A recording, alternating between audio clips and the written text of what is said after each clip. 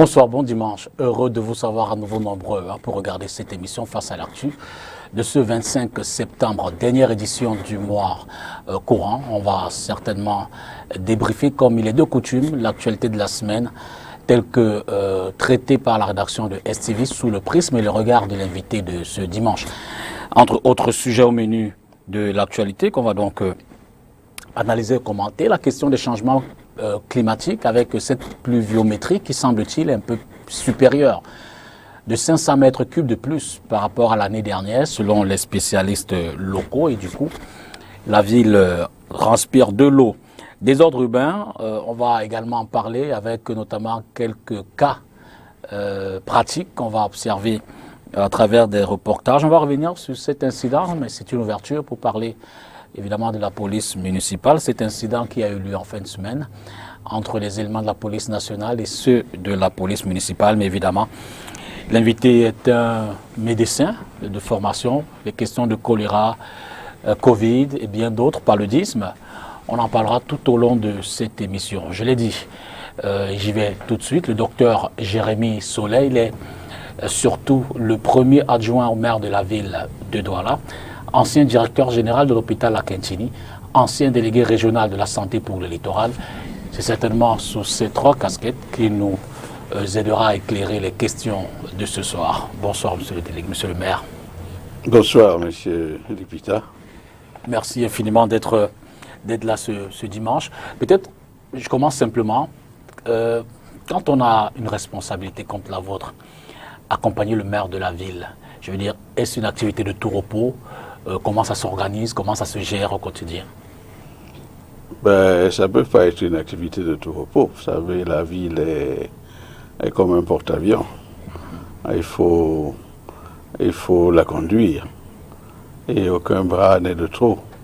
Donc nous sommes les adjoints au maire, mais dédiés à des portefeuilles bien précis, tout ça concourant à l'atteinte des objectifs, c'est-à-dire la vision. Que l'exécutif s'est fixé, le cap qu'il faut atteindre à la fin du mandat. Donc ce n'est pas du tout repos, nous avons les portefeuilles dédiés, mais nous sommes aussi appelés à agir à l'urgence parce que, vous savez, la ville est un grand carrefour. Il y a des obligations protocolaires qui ne sont pas toujours prévues, donc il faut être prompt et prêt à assumer. Avant peut-être de rentrer dans les spécificités de la gestion de la ville, je vais m'interroger, c'est peut-être pas rentrer dans votre intimité, mais c'est davantage pour éclairer nos téléspectateurs. Évidemment, vous êtes un père de famille, peut-être grand-père, avec des enfants. Comment ça s'organise entre les activités extra-ville et la famille? Disons que je suis habitué à être en responsabilité. Depuis l'âge de 26 ans, je ne fais que ça. Et même mon métier de médecin est un métier très prenant. On a l'obligation de se donner aux autres, mais en même temps de s'occuper de sa famille. Donc, c'est une question d'organisation. Mais il arrive très souvent qu'on manque à la famille parce que le devoir nous appelle. Maintenant, on essaye de compenser. Et puis, à mesure qu'on avance, les membres de la famille comprennent la situation et nous encouragent, même quand on est surbooké. Ça veut dire que votre présence n'a peut-être pas d'incidence sur l'encadrement des enfants, leur éducation scolaire, académique et autres évolutions, l'épanouissement dans la société. Ah oui, c'est-à-dire que l'encadrement des enfants est un devoir impérieux pour chaque père de famille. Il s'impose, on ne peut pas discuter. Et d'ailleurs, lorsqu'on a des enfants, je crois que leur encadrement, c'est l'investissement le plus précieux qu'on puisse faire. Absolument. Ne serait-ce que pour leur épanouissement, pour la satisfaction personnelle et aussi pour les devenir comme citoyens dans la nation. Donc on ne peut pas déroger. Évidemment, on est pris par les métiers et les fonctions, mais il faut toujours trouver le juste milieu pour partager son temps d'une manière équitable. Je ne l'ai pas dit à l'entrée, mais je me rattrape assez rapidement. Je rappelle évidemment que vous êtes membre du RDPC, élu dans l'arrondissement de Douala 4e, votre arrondissement d'attache. On en parlera de long en large tout à l'heure. Pour entrer peut-être dans les questions de la ville, avant les détails, quand vous faites un panorama, quelle est l'image que vous renvoie la ville de Douala aujourd'hui? Une ville agréable, où il fait beau vivre, une ville où, je veux dire, c'est un peu de chacun chez soi, de chacun pour soi, dans un désordre, j'ai failli dire harmonisé, pour prendre ces deux images-là. Quelle est l'idée que vous faites de la cité portuaire? Bon, l'idée que nous faisons de la cité, disons que c'est la motivation qui nous a poussés à demander à être maire. Et donc, la vision que nous avons, c'est qu'effectivement, Douala soit une ville attractive, une ville où fait bon vivre, que Douala soit une ville historique, parce que nous sommes une ville historique, mais qui est en constant progrès et en constante amélioration. Voilà pourquoi nous sommes là. Évidemment, quel est le panorama que nous avons? Vous êtes citadin dans cette ville. Vous savez que Douala est le réceptacle de toute l'immigration interne au Cameroun.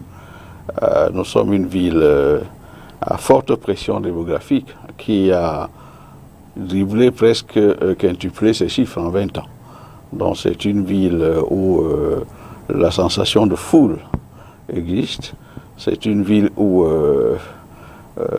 il sévit comme un vent de désordre urbain, où chacun de nous pense que la ville n'est pas un espace de partage et que la ville est un espace où chaque individu peut faire tout ce qu'il veut. Donc l'un des problèmes cruciaux, c'est le désordre urbain qui va au point où l'infrastructure, le patrimoine urbain que la commune essaye de bâtir depuis le temps, parce que nous venons ajouter notre pierre, le patrimoine urbain n'est pas respecté comme une propriété de tous, mais certains d'entre nous se livrent à du vandalisme. Tout ça fait de notre ville une ville relativement désordonnée. Voilà. Alors, pour vous, quelles sont les priorités quand vous arrivez à la mairie de la ville, au regard justement de tous ces chantiers multiformes, divers, dans leur contenu, dans leur diagnostic? Vous dites, à quoi faut-il s'attaquer avec le maire de la ville en premier lieu? Bon, disons qu'une ville, c'est une entité multiforme. Et l'action d'un maire ne peut être qu'une action holistique, c'est-à-dire qu'il est très difficile de se focaliser sur un pan en laissant les autres. Évidemment, en fonction des époques, on priorise. La première des choses est de faire un diagnostic précis des problèmes qui se posent et essayer d'aller apporter des remèdes d'une manière radicale. Mais nous avons quand même un certain nombre de priorités parce qu'une ville, c'est caractérisé par du mouvement. Le mouvement, parce qu'il faut vivre, parce qu'il faut commercer, parce qu'il faut... donc une ville, c'est des hommes, c'est des milliers, voire des millions de personnes qui se déplacent tous les jours. Donc la mobilité urbaine est un problème crucial et qui se pose d'ailleurs avec acuité dans notre ville qu'il faut adresser par un certain nombre de programmes. C'est une ville, la ville c'est aussi un espace où il faut de la sécurité des biens et des hommes. Et qui dit sécurité dit un certain nombre de choses, c'est pas seulement la police municipale, mais c'est tout l'éclairage public qui permet quand même aux gens de vivre. Mais la ville aussi, c'est une agglomération de personnes avec des intérêts différents, mais c'est aussi des personnes avec des niveaux de vie différents. Donc la priorité d'un maire, c'est de tout faire pour adresser les problèmes les plus humbles d'entre nous, parce qu'en les adressant, on élève tout le monde dans un standard. Et puis bon, il faut aussi regarder par exemple la structure démographique de sa ville et savoir que notre ville est une ville où 70% des gens ont moins de 35 ans. Donc c'est la population active qui a besoin de santé, qui a besoin d'éducation, mais qui a besoin aussi de réinsertion ou bien d'être inséré dans le tissu de production. C'est des grands problèmes, c'est des grandes problématiques qu'un maire est obligé d'adresser de toute urgence. Alors, vous avez mis les pieds dans les plats, on y va donc. Je voudrais susciter la complicité d'Adonis Yamen qui réalise cette émission pour découvrir le premier élément, on va le commenter en images. Il s'agit de cet incident qui s'est déroulé vendredi dernier ici à Douala, au niveau du lieu dit ancienne entrée des douanes, c'est juste commissariat du premier arrondissement, une altercation entre les éléments de la police nationale, Adonis, si on peut avoir cet élément, et ceux de la police municipale, altercation qui a failli tourner au drame. Une balle est partie, puis un agent de la police municipale a été blessé. On va découvrir les images tout à l'heure. Monsieur le maire, vous avez appris, vous avez eu cette nouvelle-là. Vous vous êtes dit? Ben, je n'ai pas appris la nouvelle. Disons que, en tant que maire, je me suis immergé dans l'incident. Bon, qu'est-ce que vous voulez qu'on dise? Bon, d'abord, il faut savoir que la police municipale est une entité qui existe, qui est reconnue par décret présidentiel. Donc, un décret qu'il a créé, qu'il a installé et qui a limité son champ d'action et a même prescrit une collaboration forte avec les forces de maintien de l'ordre. Donc cette entité, c'est un peu le bras actif du maire qui nous permet d'être en interface avec la population et d'essayer de préserver le patrimoine urbain, d'essayer de sécuriser et toutes les fonctions de circulation, ainsi de suite, mais avec évidemment une collaboration optimale avec les éléments de la police nationale, parce que la police municipale n'est pas là pour se substituer à elle. Donc, pour que la police municipale fasse son action, d'abord tous les composants de la ville doivent comprendre que c'est une police qui existe, que c'est une police qui est indispensable et que c'est une police qui est là au service de la population. Maintenant, la police municipale doit pouvoir rester à sa place parce qu'elle n'est pas là pour se substituer à la police nationale. Et la police nationale doit comprendre que c'est un autre élément qui vient travailler en complément avec eux et nous avons l'obligation de nous conformer à l'esprit du décret présidentiel et de faire en sorte que la collaboration entre ces deux corps soit optimale, apaisée, efficace au maximum pour le grand bien des populations de la ville. Donc il s'est déroulé un incident. Bon, c'est un incident malheureux. Évidemment, un coup est parti, mais les autorités de la police nationale sont venues tout de suite, donc ont ouvert des enquêtes, parce qu'il faut qu'on sache exactement les responsabilités, parce que de toute façon, nous savons tous que la doctrine de la police nationale n'est pas de tirer sur les citoyens. Donc quand un coup part, il faut qu'on examine la situation, qu'on tire les leçons et qu'on tire les conséquences. Donc la mairie de Douala n'a aucun intérêt à jeter l'huile dans le feu. Les autorités de la police se sont emparées de l'affaire.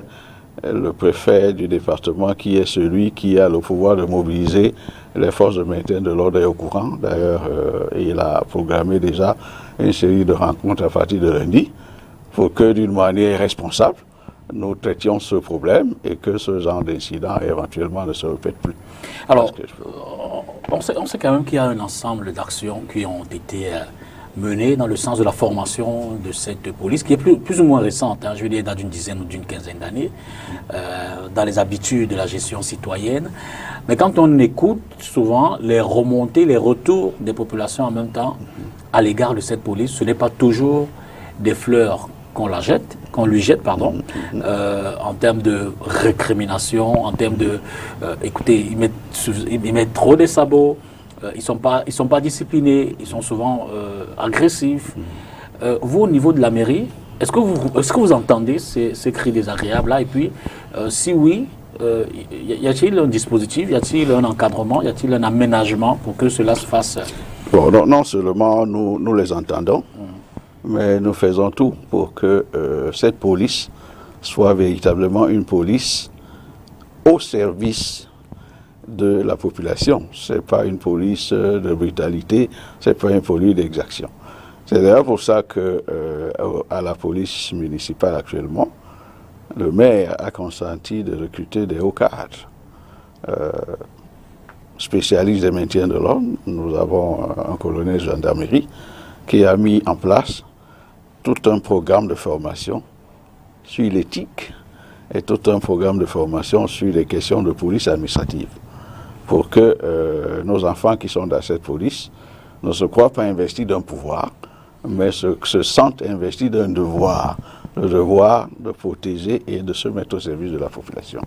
Et d'ailleurs maintenant que nous avons un texte qui reconnaît formellement cette police, le texte est d'ailleurs très très ferme et très pointilleux par rapport au comportement de la police.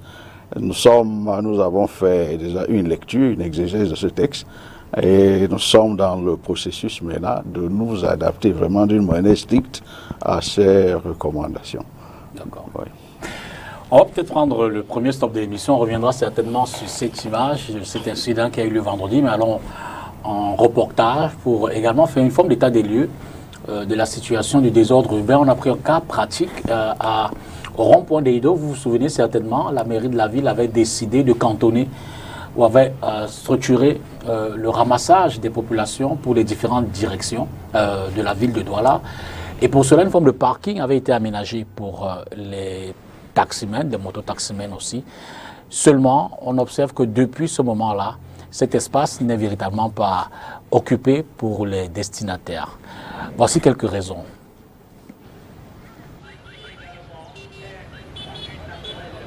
Lieu dit ancien en flot à Douala. C'est ici que sont censés charger et décharger les taxis et motos évoluant au rond-point d'Eido. Pourtant, sur les lieux ce matin, c'est à peine si on compte 15 taxis. Ligne Motondo Koti, 0 moto à l'horizon. Ligne taxi Bonaberi, ni vu ni connu. Ligne moto Aquabali, vide. Ligne taxi Aquabonanjo, rien à signaler.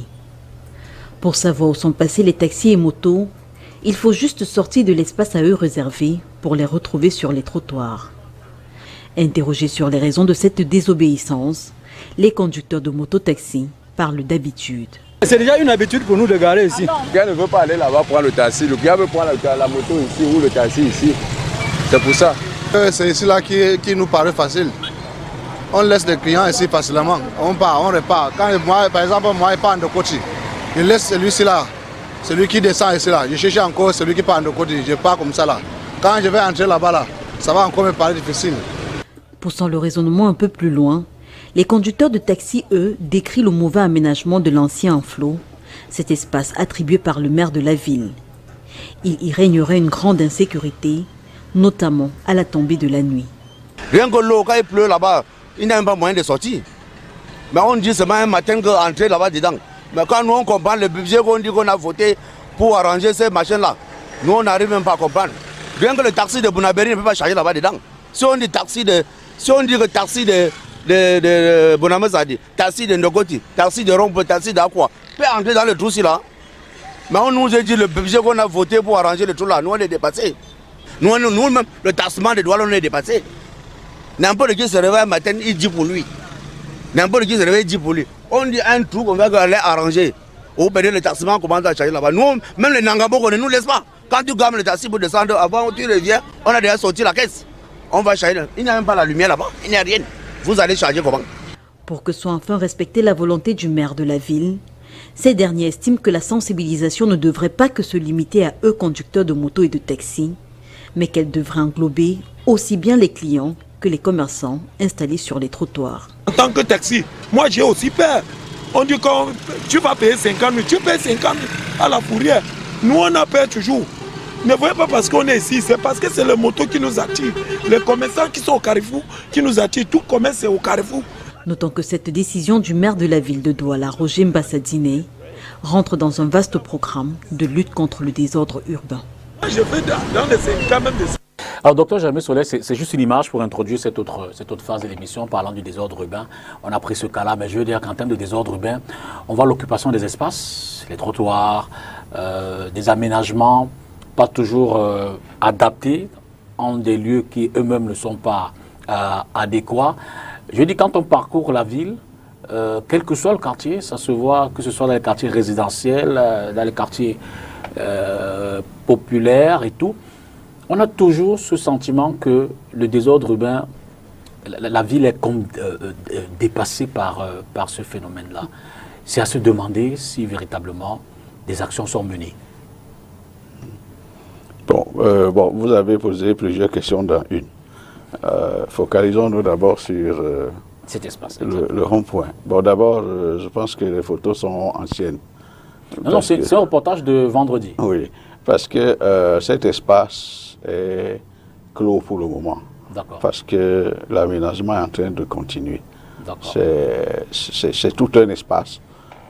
Parce que nous avons un programme pour gérer le désordre urbain, l'un des programmes qui s'appelle le programme de professionnalisation des mototaxis.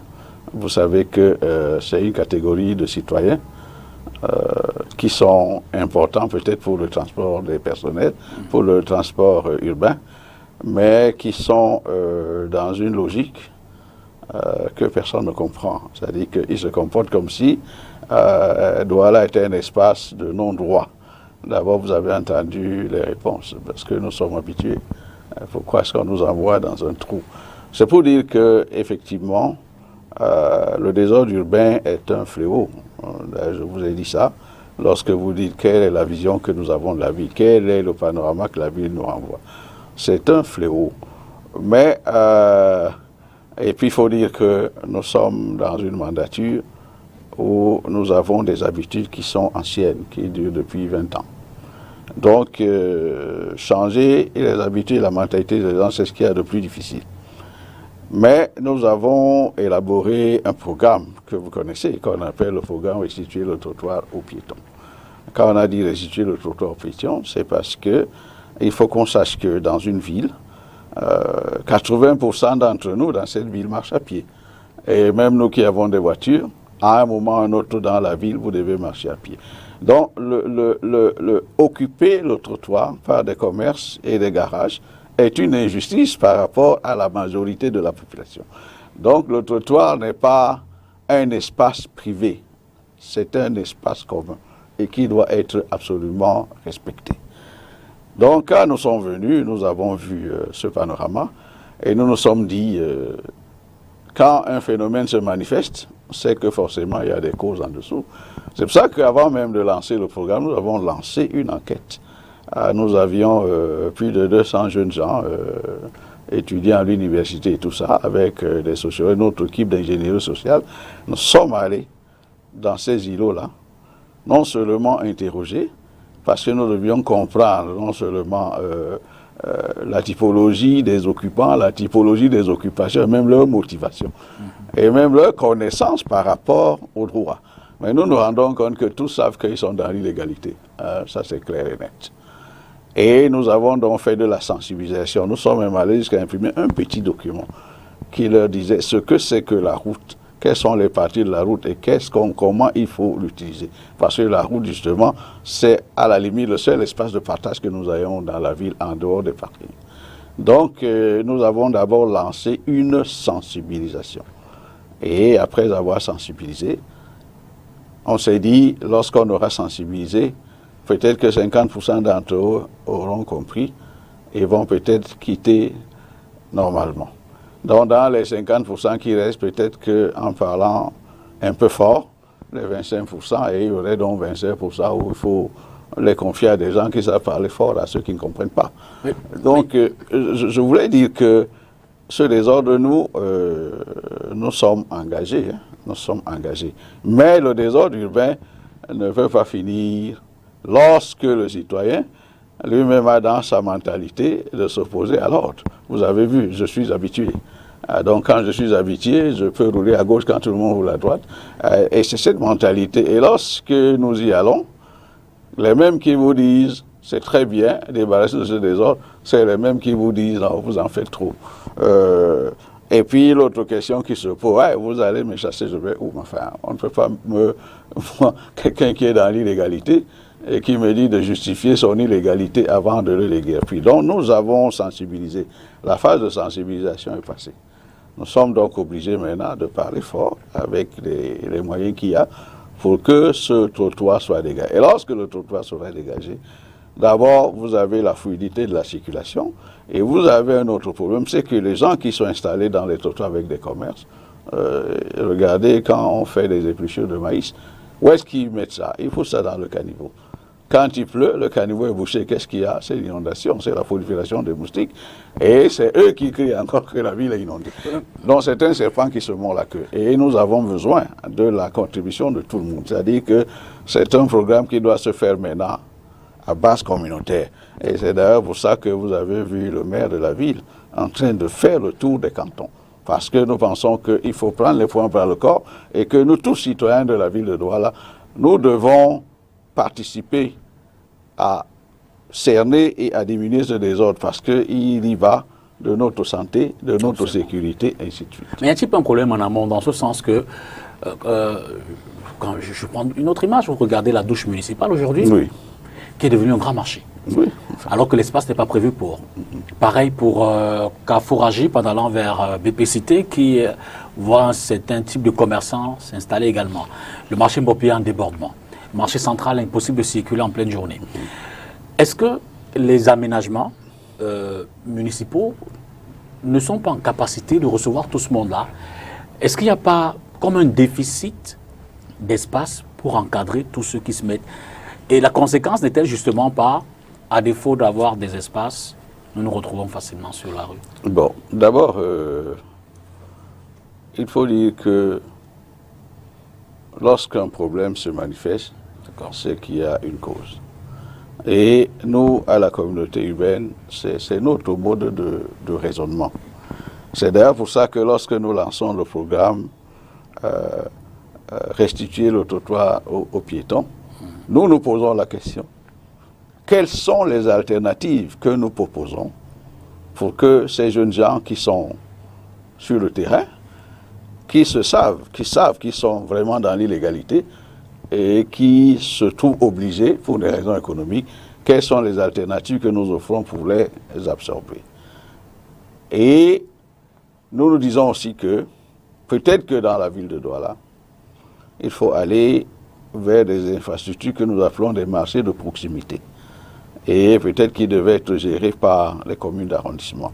C'est-à-dire qu'à l'intérieur du quartier, il faut trouver un espace où on installe. Parce que ce petit commerce aussi est très important. C'est-à-dire la maman au quartier qui a besoin de 2 tomates, ça coûte 100 francs. Elle ne peut pas aller acheter le cajou à 7000. Donc c'est important pour les populations. Donc il faut s'orienter vers les marchés de proximité. Et là aussi on bute à quoi? On bute au problème de l'assiette foncière. Parce que pour faire un marché de proximité, il faut avoir un espace. Et les espaces, on essaye même de les acheter, il n'y en a pas. D'ailleurs, c'est pour ça que le maire a eu l'idée de créer maintenant toute une direction qui est chargée du patrimoine et des affaires foncières. Parce que nous avons envie de faire un tas de choses et nous ne pouvons pas. Maintenant, lorsque nous avons un marché, le marché de Newbel, c'est des milliers et des milliers d'étals.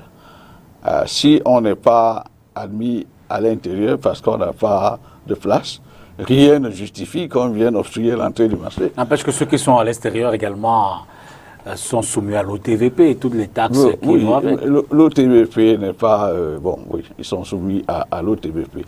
Bon, toutes ces choses-là, c'est des choses qu'il faut absolument corriger.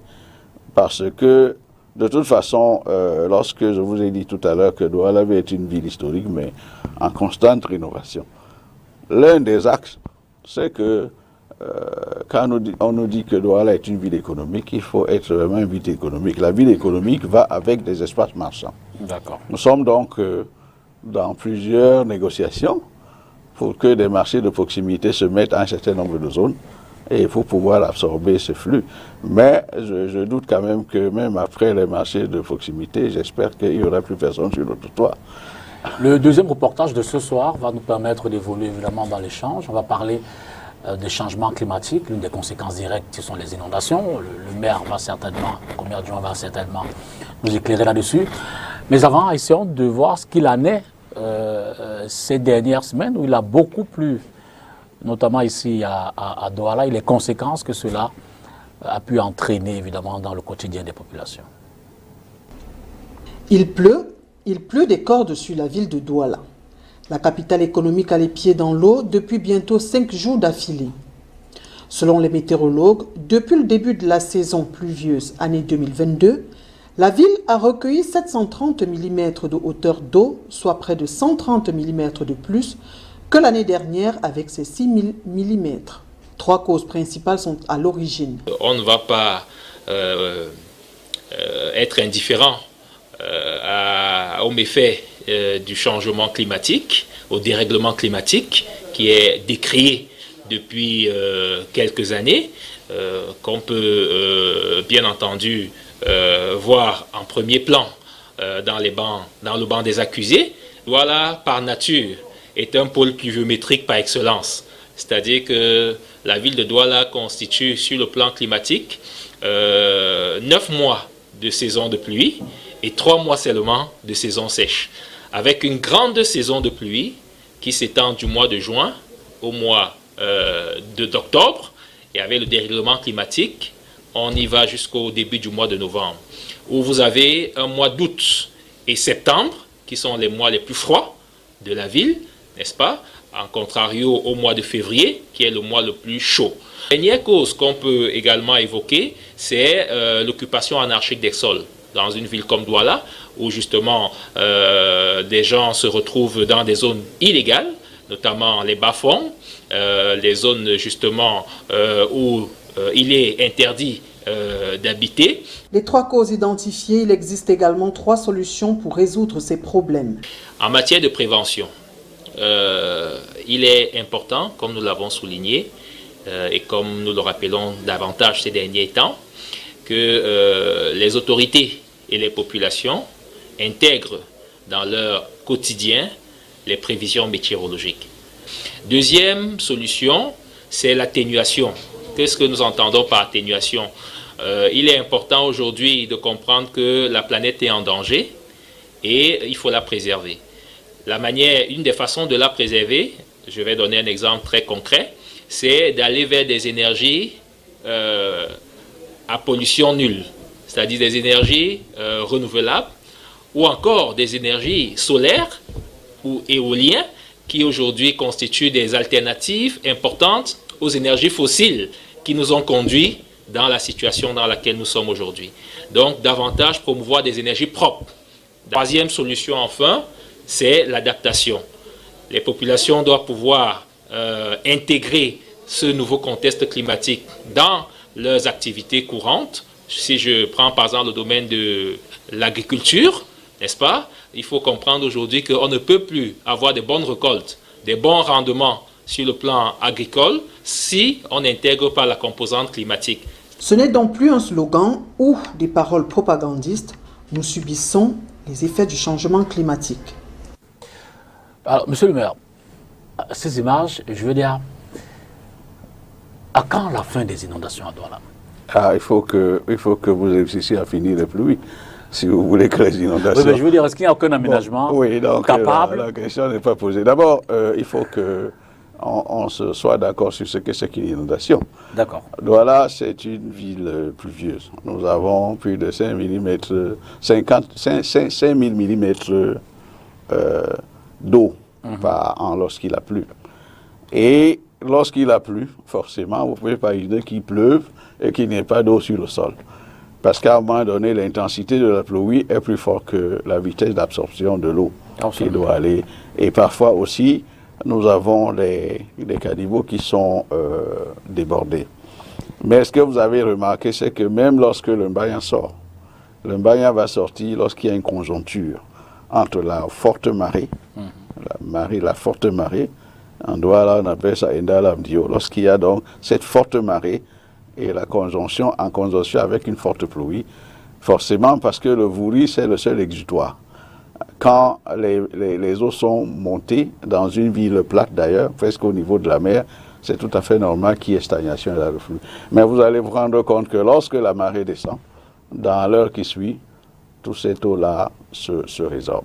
Et puis si vous observez quand même les saisons de pluie d'il y a 2 ans, nous sommes en train de passer une saison de pluie presque tranquille. C'est-à-dire, honnêtement, c'est pas parce qu'on a vu une mare d'eau qu'on va dire que c'est une inondation. Parce que, vous savez, à Douala, il y a à peu près 250 km de drains. Et ceux qui sont construits sont plus de 50 km. Et avant la saison de pluie, si vous avez remarqué, nous faisons toujours une activité préventive. D'abord, de curer tous ces caniveaux-là. Et surtout d'aller dans les grands drains. Par exemple, celui qui passe derrière par là, le grand drain de Mbopi, nous devons les curer énormément parce que c'est eux qui sont des grands drains de collecte. Nous les avons curés. Vous avez vu là, tout le jardin en face de Spar était plein de boue parce qu'on a tout dégagé. Et ce qui nous permet quand même d'avoir un écoulement d'eau acceptable. Évidemment, ce programme de calibrage et de construction des drains pluviaux va continuer. Il y a du budget qui est pour ça, tel que, au fur et à mesure, nous puissions gérer cette affaire. Maintenant, le deuxième volet, à titre de prévention, c'est que les populations doivent savoir que la communauté urbaine de Douala a déjà installé un certain nombre d'appareils qui sont des appareils de prévention météorologique qui vont nous donner les prévisions de pluie, la hauteur des vagues et tout un tas de choses. Et ces appareils sont déjà installés et nous travaillons en collaboration avec l'Université de Douala. Maintenant, le maire a déjà créé le service qui va exploiter ces données et les mettre à disposition de la ville, de sorte que quand la conjoncture, la marée et les pluies se font, les populations sont au courant. L'autre problème, ça revient au problème des désordres urbains, parce que nous avons un plan d'occupation des sols. Et ce plan, ce n'est pas seulement pour vous dire, mettez une maison à étage ici, c'est un plan qui tient compte de toute cette dynamique hydrologique, qui sait qu'il y a des zones de bas-fond qui sont des réceptacles et des exutoires. Et lorsque nous, parce que, bon, on n'obéit à rien, nous allons nous implanter dans ces marécages, nous les remblayons, nous réduisons le lit, c'est tout à fait normal qu'on paye le contre-coup. C'est connu que celui qui agresse l'environnement de 1 degré reçoit un contre-coup de 3 degrés. Donc ça revient encore à cette affaire de l'incivisme qui fait qu'on a une propension à ne rien respecter. Parce que quand le maire fait un plan d'occupation de sol, c'est des études extraordinaires qui ont coûté cher avec des experts pour que, effectivement, tout ça vise le bien-être des populations, tout ça vise la sécurité des populations. On va toujours revenir au fait que tous ces problèmes, nous subissons le contre-coup de notre propre comportement qui est agressif par rapport à l'environnement. Donc voilà un peu, mais il faut remarquer objectivement, vous allez vous rendre compte qu'il pleut beaucoup, mais en fait la saison de pluie est relativement tranquille parce que nous avons travaillé en amont et bien on continue à travailler d'ailleurs. Mais entre la période des études et la période de mise en œuvre des solutions pour éventuellement éviter tout ce qu'on décrit là, n'y a-t-il pas un espace suffisamment pour qu'au moment de l'implémentation, la décision soit relativement dépassée, de telle sorte qu'elle soit plus adaptée? De toute façon, nous ne sommes pas dans une période de latence.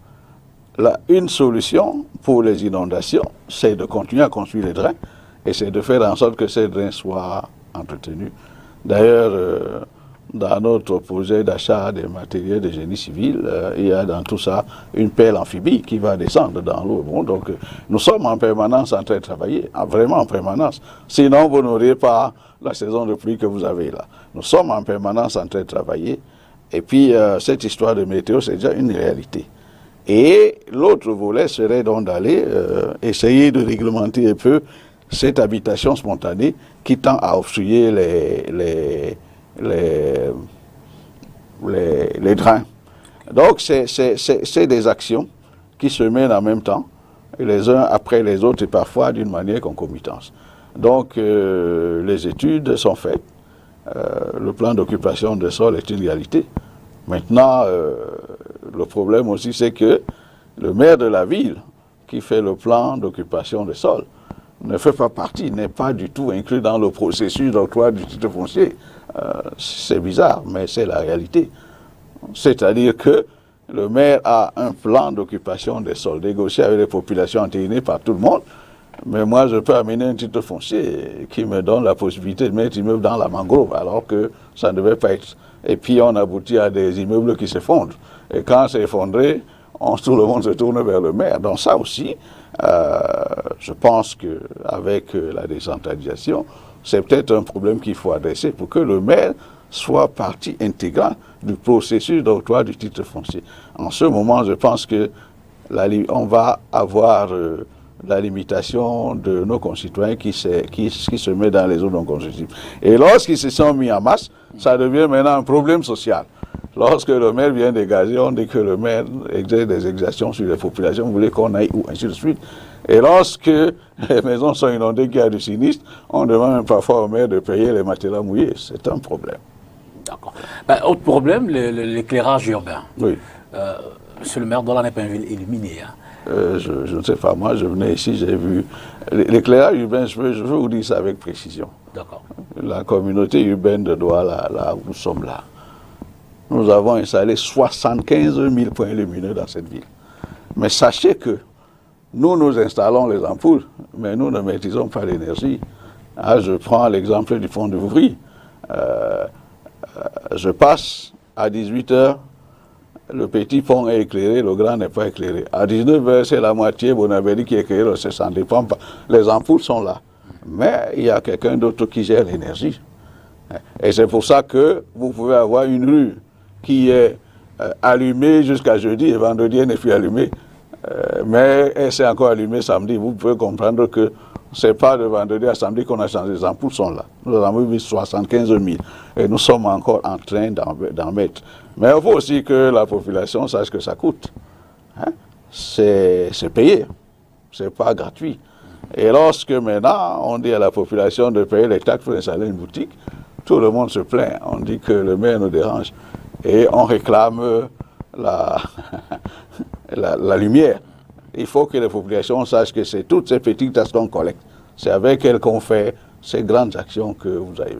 Donc, pour l'éclairage public, nous faisons ce que nous pouvons. Maintenant, l'autre problème aussi, c'est le vandalisme. La route de l'aéroport, c'est-à-dire qu'entre le marché des fleurs et l'aéroport, depuis que nous sommes maires, c'est la 5e fois qu'on vole le tableau de commande. Oui. Il n'est pas installé dans une zone sécurisée. Zone sécurisée, mais pourquoi est-ce qu'un individu, citoyen de la ville, se résout à aller voler le tableau de commande de la route qui est à l'entrée de la ville? Donc je vous dis qu'il y a un vandalisme extraordinaire qu'on ne comprend même pas. On se demande si c'est du vol, ou c'est la mauvaise foi, ou c'est du sabotage. Ça fait 5 fois qu'on change tout ça. Et d'ailleurs, ce n'est même pas tout à fait de nos attributions. Mais on est obligé de le faire parce qu'il faut que ce soit éclairé.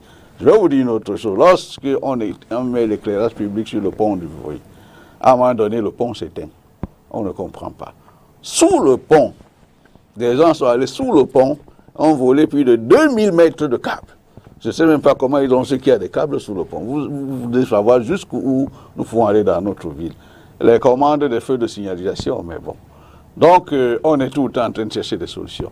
Et lorsque, avec l'austérité budgétaire, on a réussi à investir pour les populations, certains d'entre nous les vandalisent. Et on se demande d'ailleurs comment est-ce que les gens vandalisent les lampes en plein jour et personne ne les voit. On se demande si les citoyens autour sont devenus aveugles. Ou alors ils estiment qu'il vaut mieux vandaliser pour qu'on monte le doigt. Donc, le vandalisme, donc la gestion de l'énergie, font que la ville est éclairée d'une manière différenciée. Mais pour nous, il y a au minimum installé, depuis que le maire Mbassandine est là, 75 000 points lumineux dans cette ville. D'accord. On peut également parler de l'insalubrité, mais je veux dire, les problèmes sont nombreux, mais ce serait bien d'évoquer aussi les projets. Il y a les grands projets tels que le BRT et bien d'autres, mais je voudrais qu'on termine, et cette fois-là, ce sera vraiment en termes de problèmes. La dernière réponse qu'on aura avec cette question de route. L'aménagement des routes. Il y a encore par endroit un certain nombre d'axes qui, évidemment, ne satisfont pas forcément les populations. On va là dans la 5e pour entrer dans ce sujet. It all slows down at this point.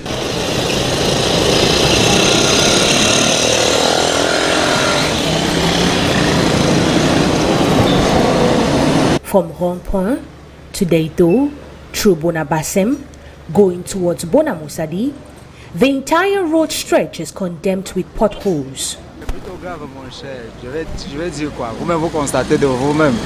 As you can see for yourself, there are potholes everywhere. From Bonamoussadi to Ekompidi, you will spot potholes and they cause traffic. We are going through a tough time. Many taxi drivers shun this road. Some don't even respect the road. They drive anyhow and end up destroying their cars. In some other places, it's even worse. You can't escape it. Et par endroits, c'est très grave même. Tu fais comment la voiture frôle. Tu négocies n'importe comment la voiture va frôler. The thought of driving past these streets brings nightmares to many car owners who are now regulars at mechanic shops. C'est très difficile parce que aujourd'hui à Douala 5e, it's difficult driving in Douala 5. Vehicles cannot circulate freely. It's difficult to reach one's office on time because we face so many obstacles due to the bad state of the road. If you live in Douala 5, to reach Aqua, you can take 3 to 4 hours because the road is very bad. There's potholes, traffic, accidents. With all this, one tends to wonder what the council is doing because the mayor uses this road, but no action has been taken to fix it. It's disheartening. La route, mais aucune action n'est menée pour arranger cette route. C'est compliqué.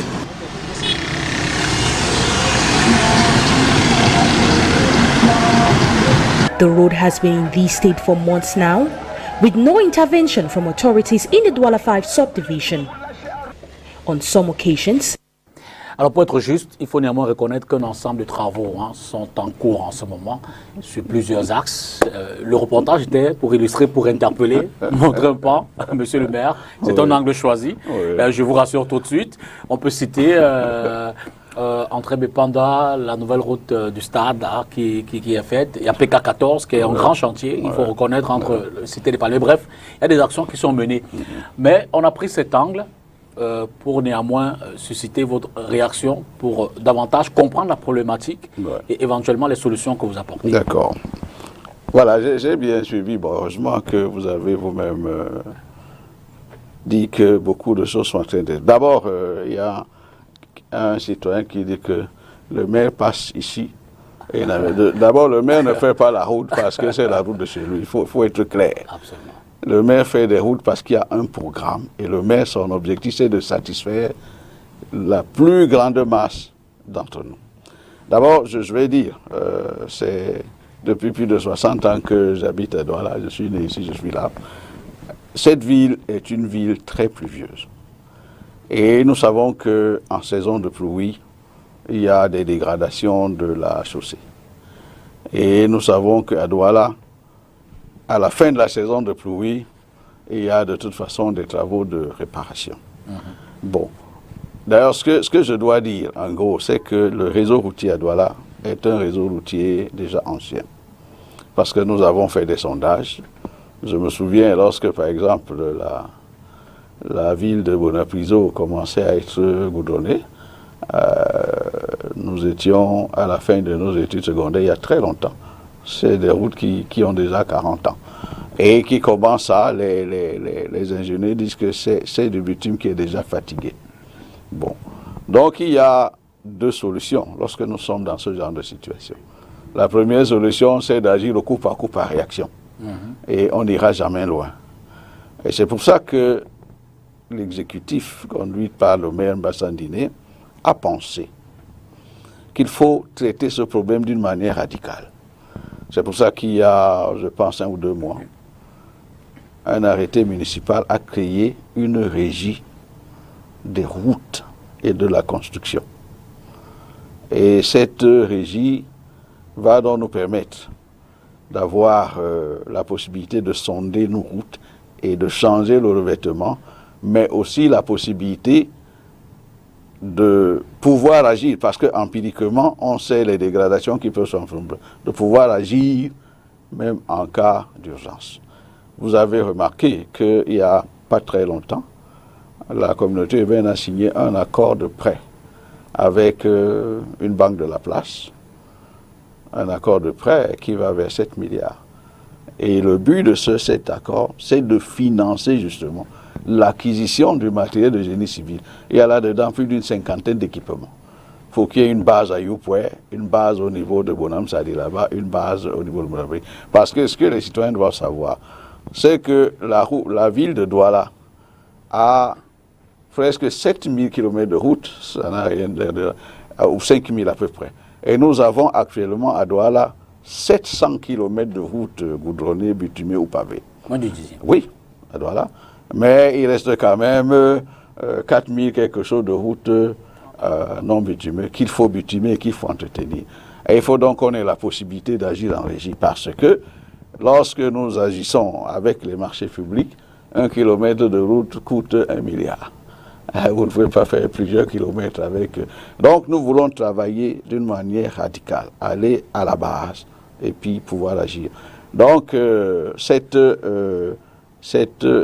entité est déjà créée, elle va se mettre en route.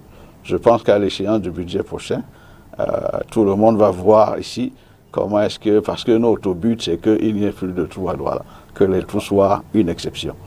Mais il faut aussi que la population sache que il y a le météorologue qui parlait d'adaptation.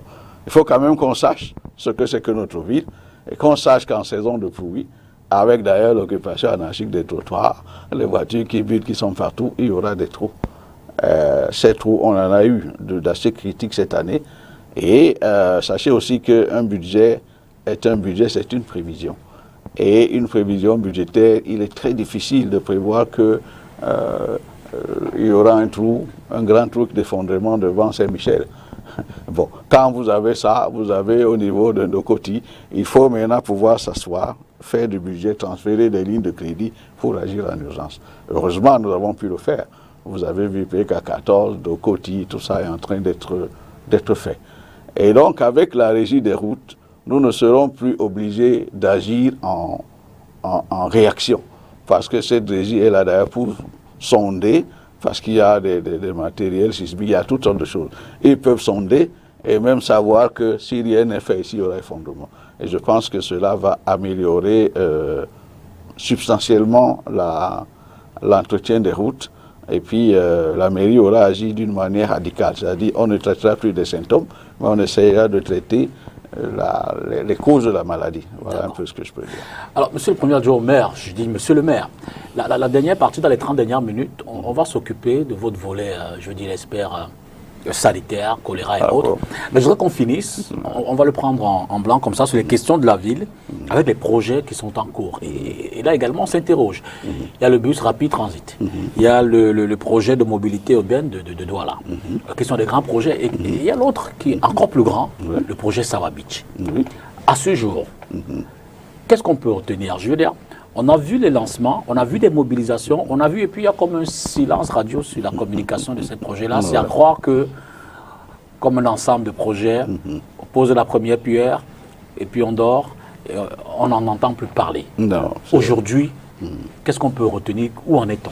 Bon, d'abord, je voulais distinguer deux choses. Ce que nous appelons à Douala le projet de mobilité urbaine soutenable. C'est une étude globale. Qui non seulement prend en compte le Douala qui est maintenant, mais prend en compte le Douala que nous projectons avec des nouvelles centralités, tout un tas de choses. Et le bus transit rapide est une des composantes, c'est une des composantes de ce grand projet-là. Bon. Et le bus transit rapide, c'est un projet qui sera très structurant. C'est une ligne de bus de 28 km, enfin une ligne bifurquée, parce qu'on va partir de la direction des douanes, ancienne direction des douanes, ce rond-point-là. On va passer à travers l'avenue Amadou Ahidjo, bon, puis jusqu'à Ndokoti, jusqu'à PK14.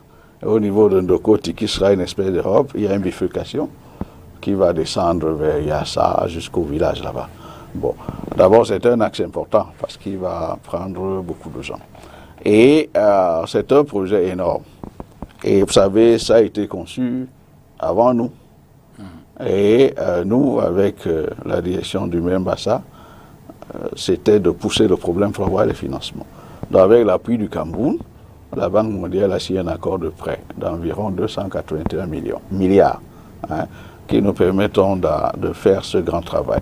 Ce travail va changer l'aspect de la vie et c'est un chantier à haute intensité de main-d'œuvre et qui va non seulement changer, mais aussi changer à la limite des trajectoires de vie de tous ces gens qui vivent autour, parce qu'il y a des indemnités, il y a toutes sortes de choses là-dedans.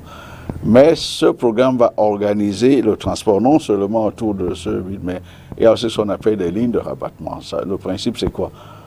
Vous avez la ligne principale qui vous amène jusqu'à FK14. D'ailleurs, maintenant, on est en train de...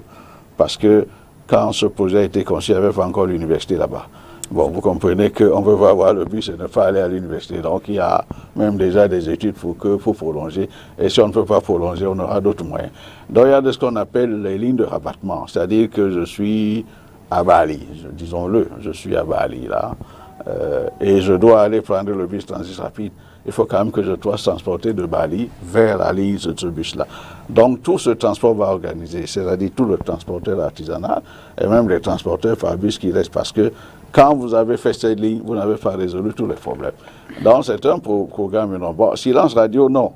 Disons que lorsque le maire a obtenu, avec l'appui de l'État, l'accord de financement, il a fallu qu'il annonce à la ville. Mais non, le travail est maintenant, on est dans la phase administrative qui est très, très élaborée parce que c'est les problèmes de la Banque mondiale. Donc, il y a quelques mois, nous avons déjà eu la première visite de la Société financière internationale, qui est un bras de la Banque mondiale, qui est déjà en train de travailler dans les problèmes du choix des opérateurs. Là, le maire a déjà créé ce qu'on appelle le comité de pilotage. Donc, le travail continue. Entre-temps, nous sommes dans toutes sortes d'accords avec le ministère, le CAPA, le MINDI, donc c'est en train de bouger. Donc, cette phase administrative paraît muette, mais c'est la plus importante parce que dès qu'elle est terminée, les travaux vont être lancés. Les financements sont déjà garantis. Donc, c'est pas un silence radio. Donc, on travaille parce que maintenant, ça ne sert à rien de se montrer au ostentatoire et gesticulatoire, alors qu'on est juste en train de préparer. Et cette phase, vous projetez qu'elle s'achève à quel moment pour véritablement donner aux populations de voir que... Disons que je ne vais pas dire, mais sachez que ça nous tient à cœur que avant la fin de notre mandat, si le BRT n'est pas terminé, mais qu'il soit au moins véritablement lancé. Ça, sachez-le. Et sachez que ça prend du temps. D'ailleurs, vous avez vu dans les reportages, nous avons amené toute une équipe au Sénégal, parce qu'eux, ils ont commencé. Mais je vous assure que ça a pris du temps avant de démarrer. Et nous avons donc la chance qu'ils sont déjà passés par un certain nombre d'étapes. C'est pour ça que nous sommes allés nous imprégner pour prendre des raccourcis et aller vite. Donc ça va se faire. Un mot sur le projet Sawa Beach. Bon, le projet Sawa Beach aussi, c'est un projet aussi conçu avant nous, vous le savez. Absolument. Très bien. Bon, dans ce projet aussi,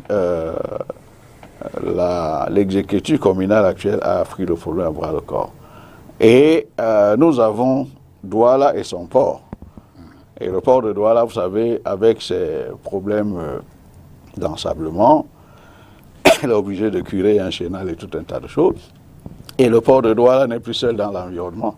Donc nous avons un directeur du port très dynamique qui cherche des solutions. Et une des solutions, ce sera un pré-port vers Manoka. Et tout ça s'harmonise avec le projet Sawa Beach. Et c'est donc pour ça que la communauté urbaine et le port maintenant ont déjà créé un groupe de travail qui permet que les deux s'allient parce que quand vous faites un pré-port, il faut une interland. Absolument. Donc les deux s'allient et ça aussi, ne vous inquiétez pas, c'est en train de marcher. Et donc, c'est lancé. D'accord. Ouais. Alors, Adonis, je voudrais peut-être qu'on sorte de cette phase de l'émission avec les images qu'on a annoncées à l'entrée. Hein.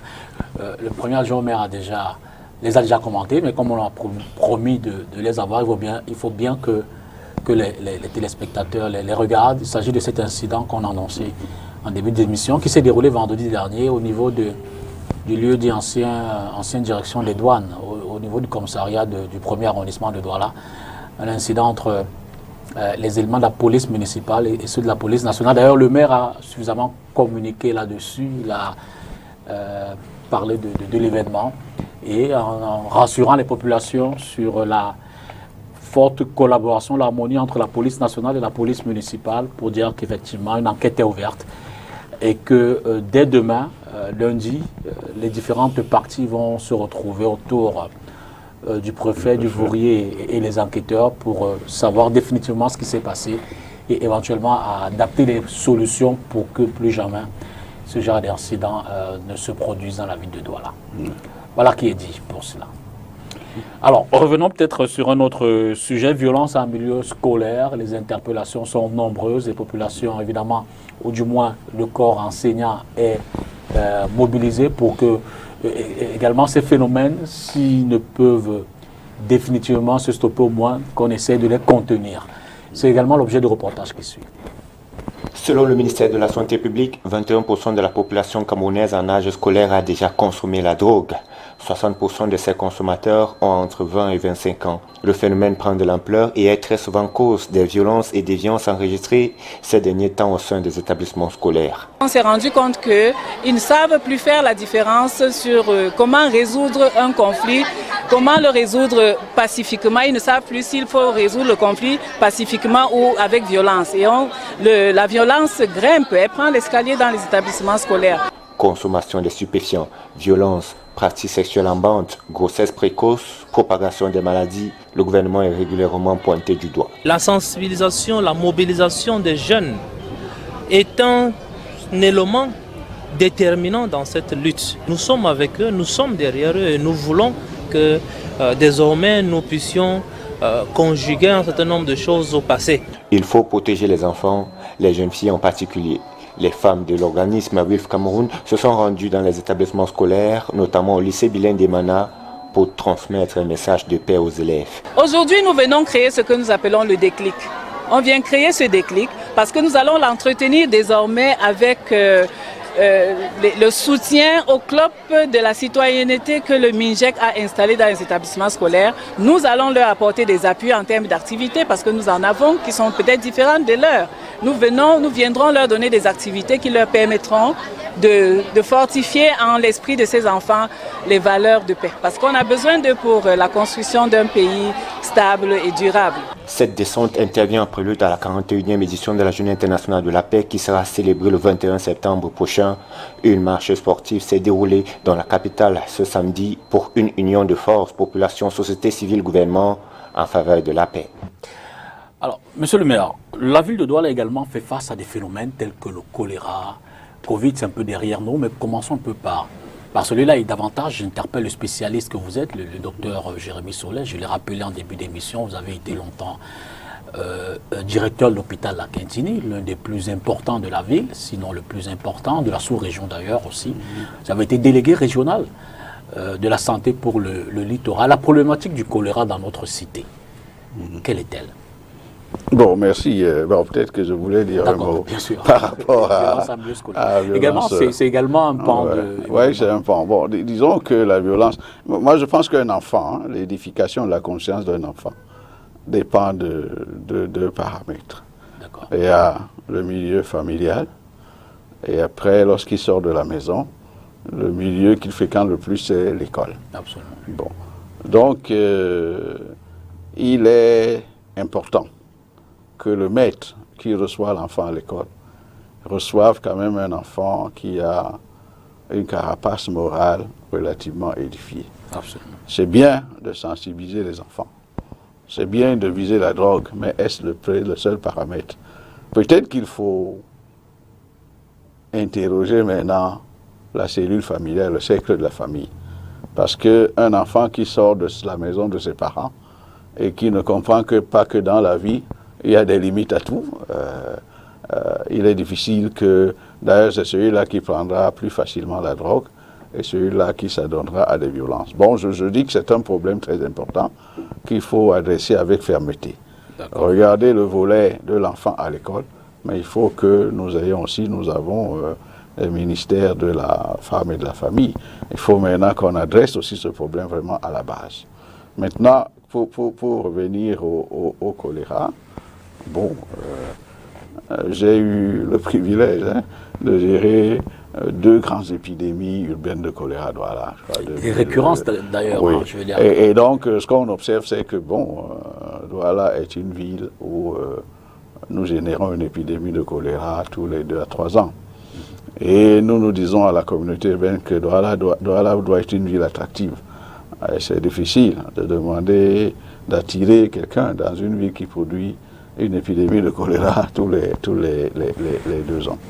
C'est pour ça d'ailleurs que nous étions dans des discussions pour régler, recadrer nos choses. Nous nous sommes dit que peut-être que l'un des paramètres que nous devons avoir dans la gestion, c'est de dire que nous voulons une ville qui, à l'échéance par exemple 2030, n'a plus de choléra. Et parce que le choléra, c'est quoi en fait? Le choléra, c'est une maladie causée par le vibrio cholérique qui vous donne diarrhée et qui peut vous tuer si vous n'êtes pas rapidement réhydraté. Mais le vibrio cholérique, sa transmission est favorisée par un environnement dégradé. C'est-à-dire que quand il y a le choléra, ça veut dire qu'il n'y a pas d'eau potable. Ça veut dire qu'il n'y a pas l'hygiène des aliments. Ça veut dire qu'il n'y a pas l'hygiène personnelle. Ça veut dire qu'il y a promiscuité dans des quartiers. Ça veut dire qu'il y a le péri fécal. En réalité, c'est ça. Et donc, en fin de compte, lorsqu'il y a une épidémie de choléra, nous épuisons le système de santé qui est obligé de réhydrater les malades et tout. Ben, c'est un tonneau de Danaï que nous faisons parce que nous allons arrêter l'épidémie, les conditions étant les mêmes dans les quartiers, évidemment. Donc, le choléra, pour attaquer le choléra, c'est un problème. La solution, la réponse à l'épidémie de choléra n'est pas seulement une réponse médicale, mais c'est une réponse dans l'aménagement du territoire, dans le fait que les indices de développement humain soient améliorés. Il faut de l'eau potable, couverture. Il faut que les maisons aient des latrines, parce que nous avons un pays fécal, je ne peux pas vous dire. Nous avons des quartiers entiers où il n'y a pas de latrines. À l'époque, nous avions identifié ce qu'on appelait des latrines sur pilotis, cette espèce de réserve qu'on fait. Et dès qu'il y a les premières pluies, on lâche le contenu septique dans la rigole du quartier. C'est pour ça que vous avez les épidémies de choléra qui commencent toujours lorsque les petites pluies sont là.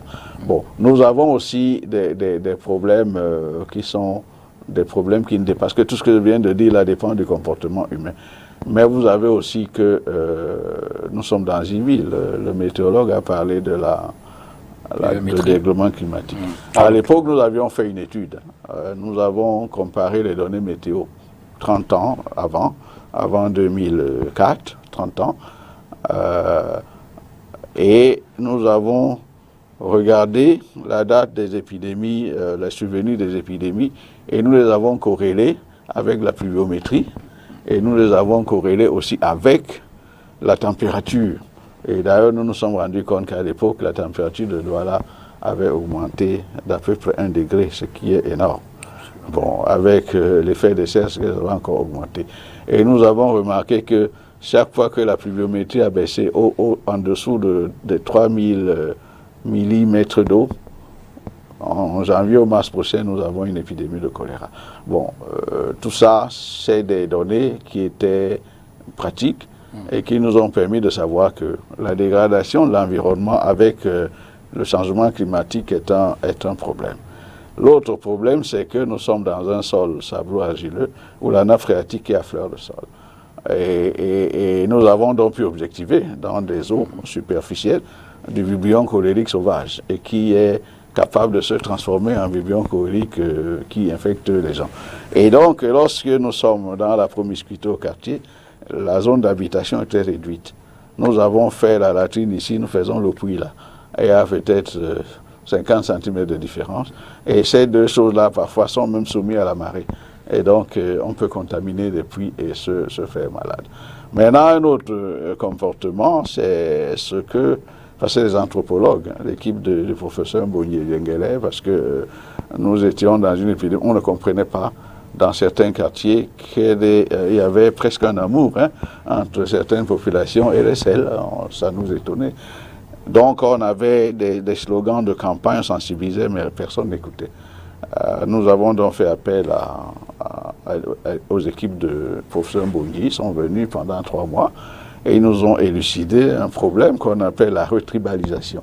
C'est quoi? C'est que quand nous arrivons en ville, nous essayons de reproduire notre chaîne alimentaire en ville, c'est-à-dire que j'ai un espace de 150 mètres carrés, je construis sur 100, il reste 50.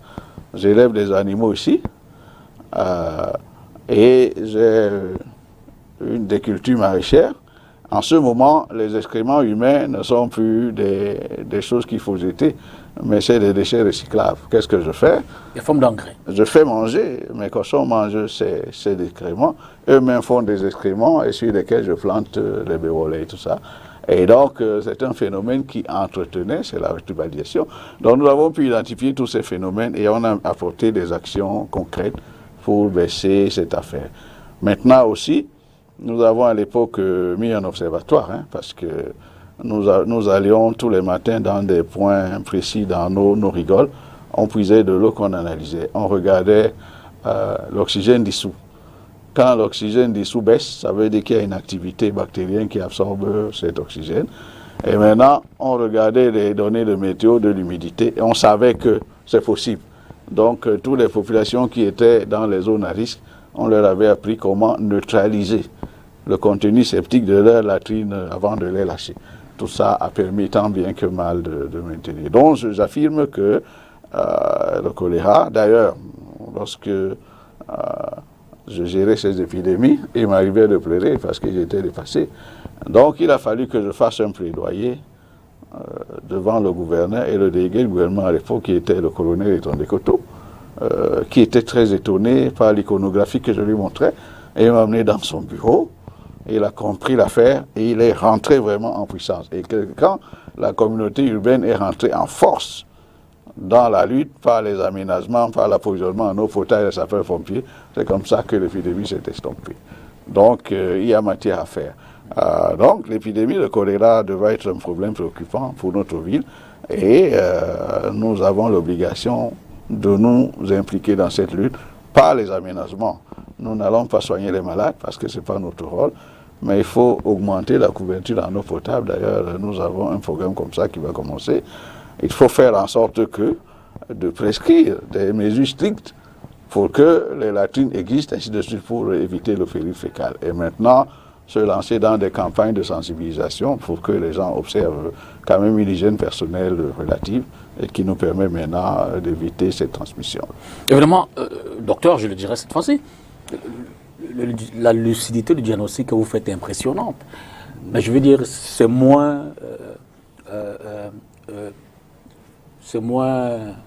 lumineux lorsqu'on regarde les solutions, ou du moins lorsqu'on fait le constat que malgré cette maîtrise du diagnostic, le choléra revient quand même dans le cycle que vous avez. Oui, c'est parce que nous n'avons pas encore mis les choses en mouvement. Il faut mettre les choses en mouvement, il faut formater les programmes, il faut trouver les financements. Et donc c'est là où la communauté urbaine, et peut-être la communauté urbaine, mais il faut qu'elle se fasse aider par tous les ministères qui concourent. Parce que, en fait, comme je dis, le ministère de la Santé est souvent le seul à être au fond. Elle épuise l'hôpital, on arrive même à réquisitionner des bâtiments, et les autres hyper tendus et tout ça, on leur dit rentrer d'abord à la maison, il faut gérer l'urgence. Mais ça devait pas être ça. C'est-à-dire que dans cette lutte, le ministère de l'eau devait se mettre dedans. Il faut dire, voilà, la couverture, ainsi de suite. Le ministère de l'Habitat, le ministère de l'Agriculture, c'est la conjonction de tous ces corps de l'État qui vont doivent amener les grands aménagements. Et bon, la communauté urbaine devra peut-être prendre le leadership pour fédérer cette action multisectorielle et essayer de faire en sorte que notre ville, on ne parle plus. Parce que nous voulons une ville attractive, il ne faut plus qu'il y ait des choléra. Je voudrais à nouveau vous inviter à la régie pour reprendre cet autre reportage. Cette fois, on va parler de la crise dans les régions du nord-ouest et du sud-ouest et ces tragédies qui a vu l'enlèvement de 8 personnes cette semaine, dont 5 membres de l'archidiocèse, un prêtre de l'archidiocèse de Memphis, qui a évidemment suscité la réaction de l'archevêque de cette localité, l'archevêque plutôt. A military solution is a failed option as governments must engage on several grounds of dialogue and negotiations with separatist fighters, says Archbishop Nkeya Emmanuel to the British Broadcasting Corporation. This reaction comes barely 72 hours since some separatist fighters reduced the St. Mary Catholic Church in Changmanfei to ashes, abducting 5 priests, 1 reverend sister, and a catechist. The motivation behind this act is not known, but the ransom of $100,000 equivalent to 60 million CFA francs is demanded. The Archbishop calls this tactic used by these gunmen as coward because they see a church as a soft target, accusing her of not being partisan to their quest for independence. He explains that he is unmoved, and he reiterates that the church must not engage in any financial negotiations with them, as such an attack is not new to her. He, however, said government must invest in more dialogue and negotiation, as the population is caught between the clashes, leaving her susceptible to more danger. Docteur Jérémie Soler, j'interpelle à nouveau l'homme politique que vous êtes. Évidemment, c'est la crise socio-politique dans les régions du nord-ouest et du sud-ouest qui continue évidemment de faire voir ce genre de dérive, de manquement à la paix sociale.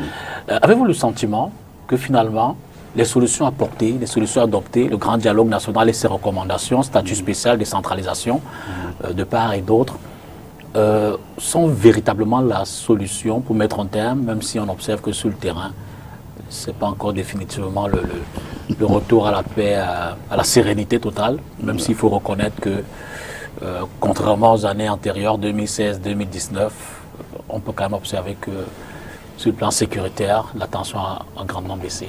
Oui,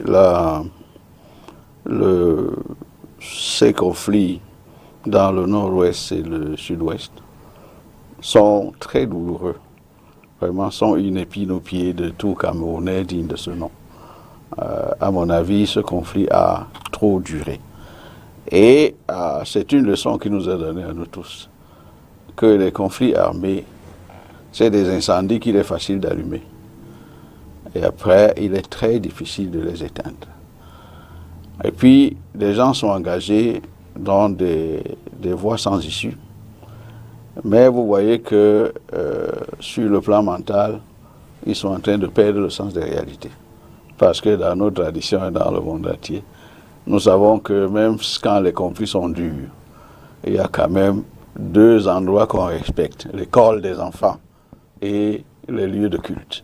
Absolument. Bon, vous avez vu que ce conflit a dégénéré au point où certains de nos concitoyens, mus par je ne sais quelle motivation, sont allés. Vous vous souvenez de l'histoire de Kumba. On a mitraillé les enfants dans une école.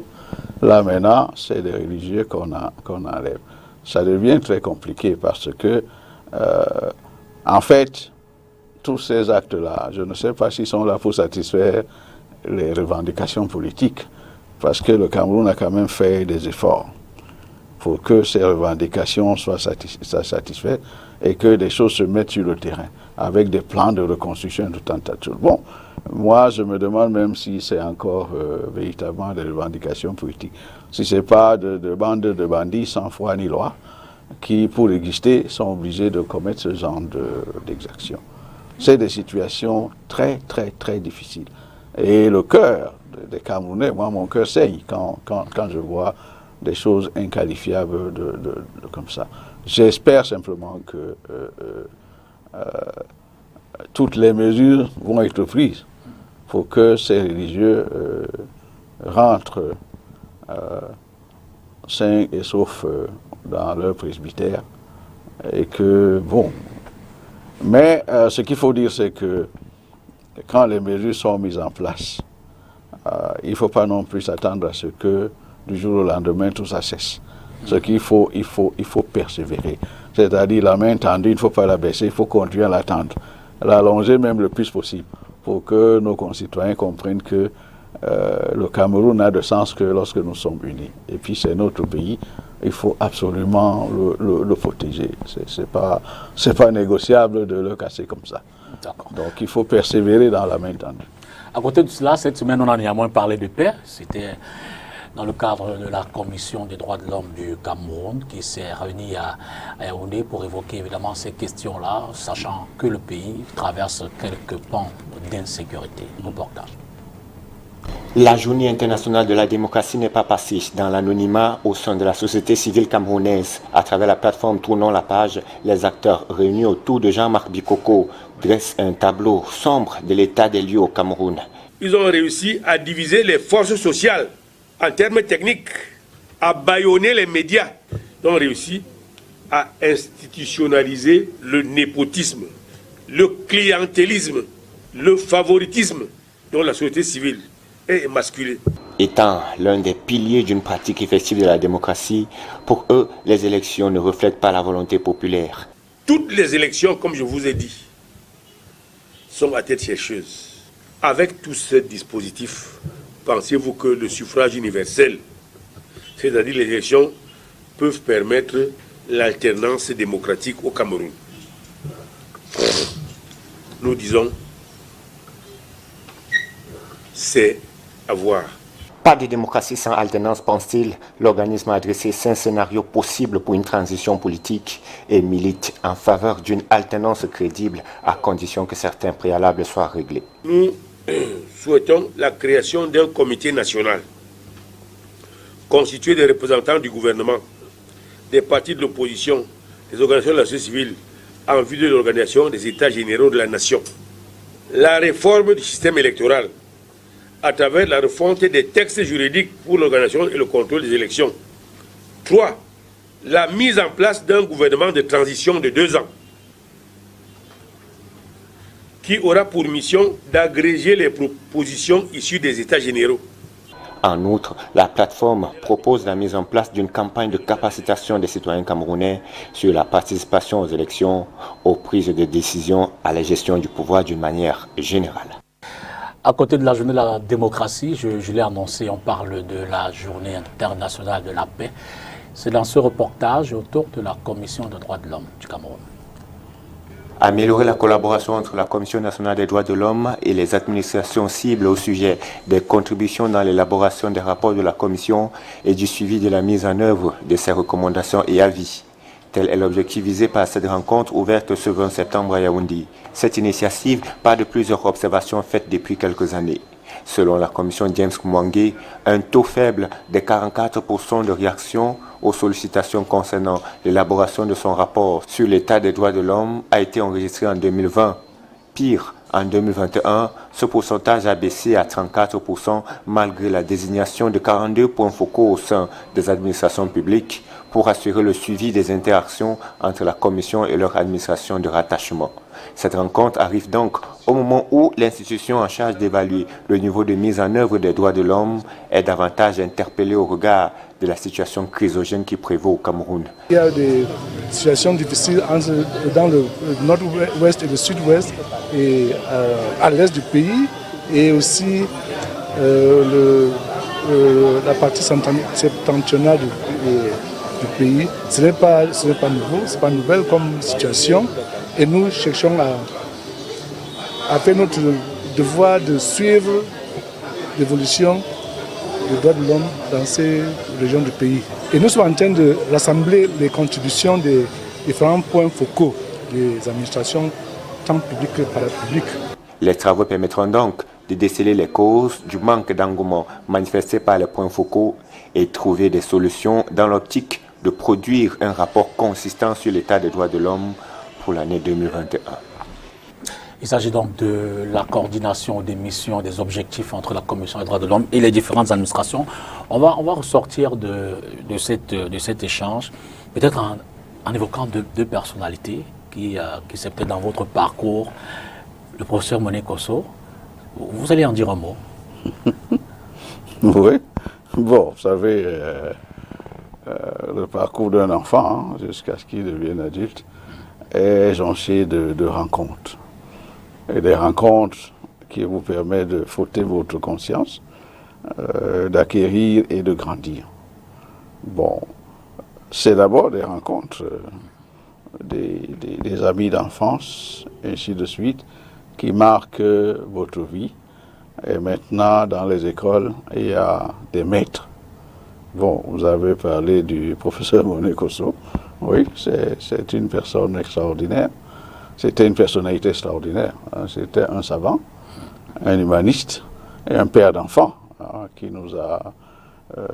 D'abord, c'est lui qui a créé le Centre universitaire des sciences de la santé, le CUS, qui nous a formés et qui nous a appris le sens du devoir et qui nous a montré que le médecin est l'esclave du malade.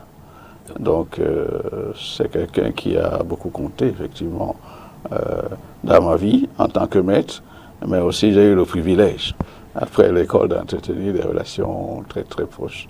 Et j'ai pu boire dans la source de ce puits de savoir qui était le professeur. Bon, je crois qu'il est parti, mais il a laissé... Il s'est métastasé en nous, ça, il est toujours vivant, parce que nous portons de toute façon une part de lui-même. Donc ça c'est le parcours, mais maintenant il y a des gens, très importants, il y a des amis, il y a même des environnements, parce que lorsque on parle de moi, on aime à parler de moi en tant que directeur de la Quintini, et ainsi de suite. Bon, j'étais aussi directeur médical à l'hôpital général, mais j'ai surtout été médecin-chef d'arrondissement de Libombali, le tout premier médecin de Libombali. Et je pense que c'est la partie la plus exaltante de mon... Ah, vous le dites bien, on en parle, moi. De ma pratique médicale. Parce que je me suis plongé dans un environnement où, jeune médecin, je devais apprendre la vie, l'expérience humaine. J'étais seul face aux hommes et face à Dieu. Il fallait que je prenne des initiatives. Je pense que cet hôpital m'a édifié. Et j'ai rencontré des gens formidables parce que, heureusement, c'est aussi... Professeur Ngwassa, par exemple, aussi. C'est aussi, c'est aussi le pays de mes oncles maternels parce que ma mère est de là. Mais j'ai rencontré des gens. J'ai rencontré un sous-préfet, je ne sais pas où est-ce qu'il est maintenant, M. Bikoyi René, qui m'a appris à rédiger la rédaction administrative, qui m'a appris comment on rédige une lettre, qui m'a appris comment on envoie, et qui m'a même appris à vivre, parce qu'un jour, il m'a dit, j'étais adepte des arts martiaux, j'arrive au village, j'ai fait un dojo derrière la maison, j'avais des adeptes, il m'a appelé, il me dit, monsieur, c'est pas le sous-préfet qui parle, mais c'est le grand frère. Le karaté, c'est bien, moi aussi j'ai pratiqué le judo, mais au village, c'est une affaire de voyous. Donc on va faire tes trucs à Douala, il faut me rompre ton truc là. Il m'a dit, change-moi tes vêtements, tes tennis et tes trucs. Et puis il y a un bar ici, je serais très malheureux de te voir faire le bar à terre au milieu de ce bar parce que tu es le médecin et tu représentes celui qui est là-bas. J'ai donc rencontré ce genre de personnes qui m'ont guidé. Et puis j'ai des amis très importants. Mon premier ami, c'est mon épouse, elle est vraiment mon amie qui m'a soutenu parce que vous rencontrez une jeune femme qui vous donne en premier cadeau d'anniversaire 6 livres de sémiologie, ça veut dire qu'elle soutient vraiment votre affaire. Et dans la vie, j'ai 2 autres. Bon, ils sont des gens très humbles que je n'aime pas citer, mais vous avez le professeur Mbonye Diengele, qui est une âme sœur. Parce que les âmes sœurs, ce n'est pas des filles forcément, c'est une âme sœur. Parce que nous avons passé des jours et des jours, des nuits à penser le Cameroun, à essayer de nous imprégner des valeurs de probité, d'intégrité, du devoir absolument pour notre pays, parce que nous étions convaincus que notre condition, c'est le Cameroun qui nous a fait et qu'il fallait rendre au Cameroun. Donc voilà, des gens dans mon intimité. Un autre, c'est un pasteur qui s'appelle Boulou Pierre.